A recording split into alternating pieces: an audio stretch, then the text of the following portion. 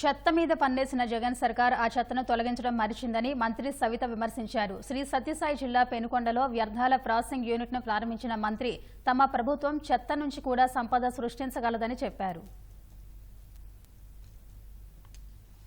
ముఖ్యమంత్రి గారు ప్రధానమంత్రితో మాట్లాడి ప్రధానమంత్రి గారు ఈరోజు స్వచ్ఛాంధ్ర దానికోసం ఈ స్క్రీనింగ్ మిషన్ కూడా పంపించారు. సుమారుగా 10,000 టన్నులు ఉంది.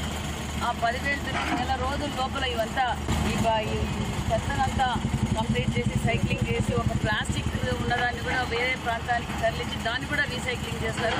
ఇక్కడి నుంచి వచ్చిన కాంపోస్టింగ్ కూడా రైతులకు కూడా ఇవ్వబోతున్నామన్న విషయాన్ని కూడా మీకు తెలియజేస్తున్నాం. ఇది ఎన్డీఏ ప్రభుత్వం ప్రణాళిక. ఏదంటే గత ప్రభుత్వంలో చెత్త మీద కూడా పన్ను వసూలు చేశారు.